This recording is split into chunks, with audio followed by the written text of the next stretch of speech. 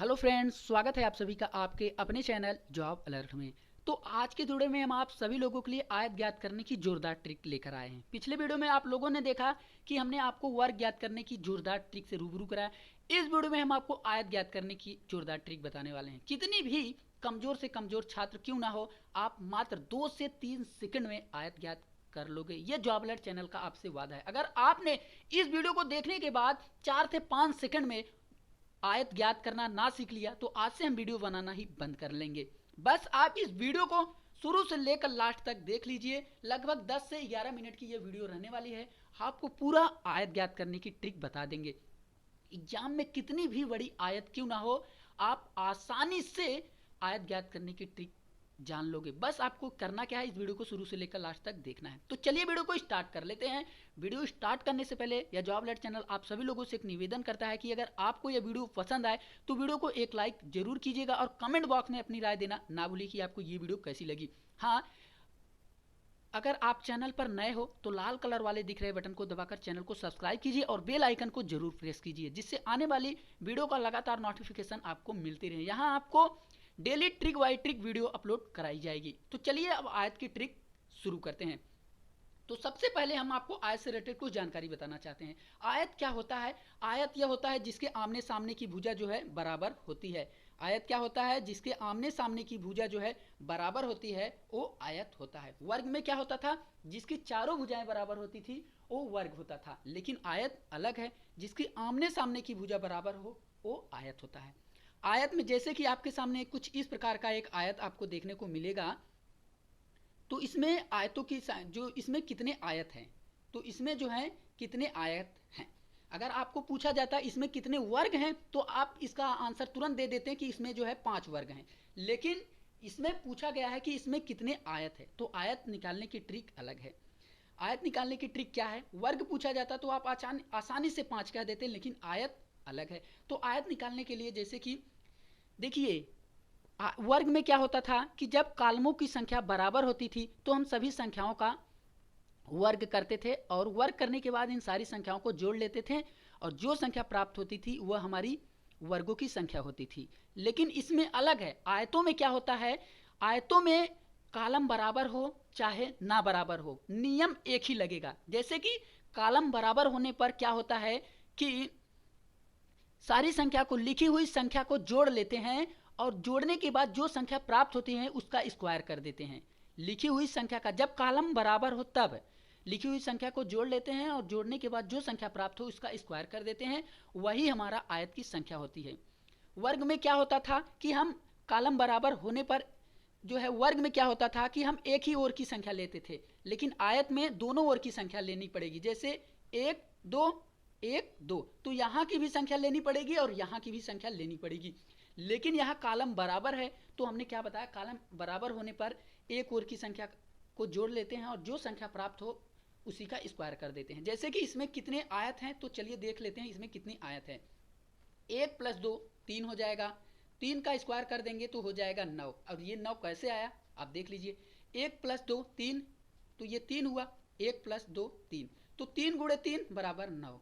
जब कालम बराबर हो तो आप एक ओर की संख्या को जोड़कर स्क्वायर कर दोगे। अगर जब कालम बराबर ना हो, जैसे कि आपके सामने इस प्रकार का क्वेश्चन आ जाए, कालम बराबर है, यहाँ दे है, आपको देखने को साफ मिल रहा है कि कालम बराबर नहीं है। 1 2 3 4, यहाँ से लिखने पर 4 आया और यहाँ से लिखने पर 3 आया। तो जब कालम बराबर ना हो आयत में तब क्या करते हैं? तो जब कालम बराबर ना हो आयत में तो क्या करते हैं आप देख लीजिएगा। तो हमने आपको बताया कि आयत ज्ञात करने के लिए दोनों ओर की संख्या को लेते हैं। 1 + 2 3, 3 + 3 6, 6 + 4 10। यहाँ जोड़ने पर, इन सारी संख्या को जोड़ने पर क्या हमें प्राप्त हुआ? 10 प्राप्त हुआ। अब यहाँ संख्या को जोड़ने पर हमें क्या प्राप्त होगा? 6 प्राप्त होगा। 1 + 2 3, 3 + 3 6। तो ये जो संख्या हमें प्राप्त हुई इसमें दोनों संख्या से हम गुणा कर लेंगे। यहाँ 6 + 10 कर लेंगे तो यहाँ हमारा जो आंसर आएगा वो 60 होगा। गुणा करने पर जो संख्या हमें प्राप्त हो वही हमारे आयतनों की संख्या होती है। यहाँ देखिए कालमों की संख्या बराबर नहीं हो तो इस ओर की संख्या जोड़कर लिख लेते हैं और इस ओर की संख्या जोड़कर लिख लेंगे जो संख्या दोनों ओर की संख्या पर हम गुणा कर लेंगे। 6 गुणे 10, तो 6 गुणे 10 करने के बाद जो संख्या प्राप्त हो वही हमारी आयतों की संख्या होती है। तो इसमें कितनी संख्या प्राप्त हुई? 60। तो यहाँ इसमें हम कह सकते हैं कि 60 आयत होंगे। इसमें कितने आयत होंगे? 60 आयत होंगे। तो चलिए इस पर एक और क्वेश्चन हम कर लेते हैं। इसके बाद कुछ त्रिभुज से रिलेटेड ट्रिक छूट गए थे, इस वीडियो में हम उसको भी कवर करने वाले हैं। तो जैसे कि कुछ बड़ा आयत हम इस पर ले लेते हैं, कुछ बड़ा का मतलब और बड़ा ले लेते हैं। जितना भी बड़ा आयत आपसे पूछा जाए, कितनी भी बड़ी आकृति क्यों ना हो, आप इसी 60 तरीके से कर लोगे। कितनी भी बड़ी आकृति ना हो, जैसे कि आपको हम कुछ बड़ी आकृति लेकर बताना चाहेंगे, देख लीजिए। तो यहाँ इसमें अगर पूछ दे आयतों की संख्या कितनी है, तो आप क्या करोगे? पहले लिख लोगे संख्या 1 2 3 4 5 6, 1 2 3 4। तो यहाँ से लिखने के बाद हमें 6 प्राप्त हुआ और यहाँ से लिखने के बाद हमें 4 प्राप्त हुआ। तो हमने आपको क्या बताया, इन संख्या को जोड़ लो पहले। 1 + 2 3, 3 + 3 6, 6 + 4 10, 10 + 5 15, 15 + 6 21। तो यहाँ से हमें 21 प्राप्त हुआ। अब यहाँ से हमें कितना प्राप्त होगा देख लेते हैं। 1 + 2 3, 3 + 3 6, 6 + 4, तो यहाँ से हमें 10 प्राप्त हुआ। तो इन संख्याओं को हम गुणा कर लेंगे, गुणे 21। तो यहाँ हम इसमें कह सकते हैं कि 210 आयत होंगे। इसमें कितने आयत होंगे? 210 आयत होंगे। जब आकृतियों की संख्या समान हो, जैसे कि एक और आपको बता देते हैं, आकृतियों की संख्या समान हो, जैसे कि इसी प्रकार से क्वेश्चन में आकृतियों की संख्या समान हो, तो यहाँ हमें देखने को मिल रहा है आकृतियों की संख्या समान है। देख लीजिए 1 2 3, 1 2 3। यहाँ आकृतियों की संख्या समान हो, चाहे आप समान करके स्क्वायर कीजिए, चाहे आप गुणा कर लीजिए। देख लीजिए 1 + 2 + 3, यहाँ हो जाएगा 6, 1 + 2 + 3 तो 6। यहाँ अगर गुणा करेंगे हम दोनों का, 6 × 6 तो 36 ही होगा। चाहे हम एक और की संख्या का स्क्वायर करें, चाहे हम इसका स्क्वायर कर दें, 36, दोनों का आंसर एक ही आने वाला है। तो ये रहे आयत से रिलेटेड जोरदार ट्रिक। अगर आपको ये वीडियो पसंद आई तो लाइक जरूर कीजिएगा। तो चलिए हम आपको त्रिभुज से रिलेटेड कुछ छूटी हुई जानकारी इसमें दे देना चाहेंगे। जैसे कि पिछली वीडियो में हमारे कुछ ट्रिक जो है छूट गई थी। जैसे कि अगर आपके सामने ये ऐसे क्वेश्चन आ जाए, ऐसी आकृति हो आपके सामने और पूछ दे कि इसमें त्रिभुजों की संख्या कितनी है, ऐसी आकृति हो और पूछ दे कि इसमें त्रिभुजों की संख्या कितनी हो, तो आपको घबराने की जरूरत नहीं है। बस आपको इसमें संख्या लिखनी है। जो लास्ट संख्या हमें प्राप्त हो, जो लास्ट संख्या हमें प्राप्त होती है, उसमें हम 2 से गुणा कर देते हैं। जैसे यहाँ से ले लेते हैं 1 2 3 4 5 6 7 8। तो हमें लास्ट संख्या क्या प्राप्त हुई? 8। तो 8 में अगर हम 2 का गुणा करेंगे तो हम कह सकते हैं कि इसमें कुल 16 त्रिभुज हैं। हम उसमें कह सकते हैं कि उसमें कुल कितने त्रिभुज हैं? 16 त्रिभुज हैं।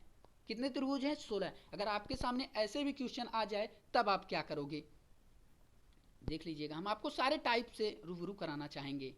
अगर आपके एग्जाम में ऐसे आ जाएं, देखिए कुछ एक्स्ट्रा त्रिभुज छूट जाते हैं जो हम आपको इस वीडियो में बताने वाले हैं। कौन से? देखिए ऐसा क्वेश्चन हो तो आपको हम सबसे पहले बता दें, इसमें 2 एक्स्ट्रा की जो है त्रिभुज छूटेंगे। एक तो ये वाला छूटेगा और एक तो ये वाला त्रिभुज छूटेगा।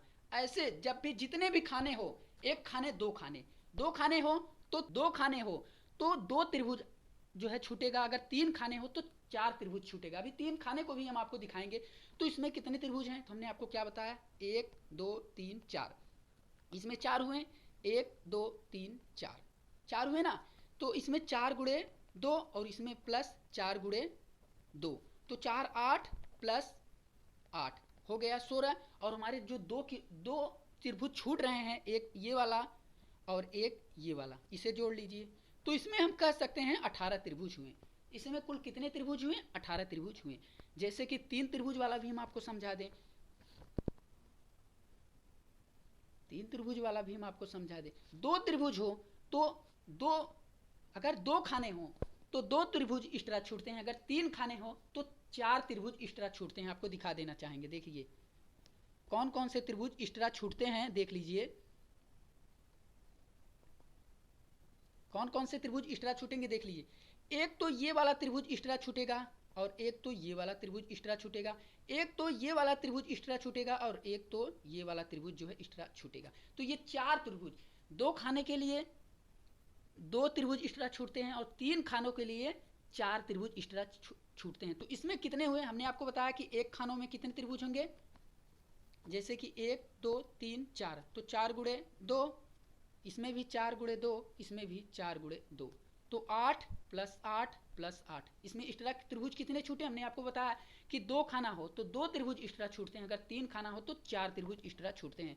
तो 24 प्लस 4, तो यहाँ इसका राइट आंसर हो जाएगा 28। हम इसमें कह सकते हैं कि हमारा जो इसमें त्रिभुजों की संख्या है 28 त्रिभुज होगा। इसमें कितने त्रिभुज होंगे? 28 त्रिभुज होंगे। तो ये जो है त्रिभुज से रिलेटेड कुछ क्वेश्चन छूट गए थे, और तो बाकी क्वेश्चन हमने आपको त्रिभुज वाले में ही करवा दिया था। तो अगर आपको ये वीडियो पसंद आई हो तो वीडियो को एक लाइक जरूर कीजिएगा, और कमेंट बॉक्स में अपनी राय देना ना भूलिए कि आपको ये वीडियो कैसी लगी हो। चलिए मिलते हैं नेक्स्ट वीडियो में कुछ नए ट्रिक के साथ। धन्यवाद।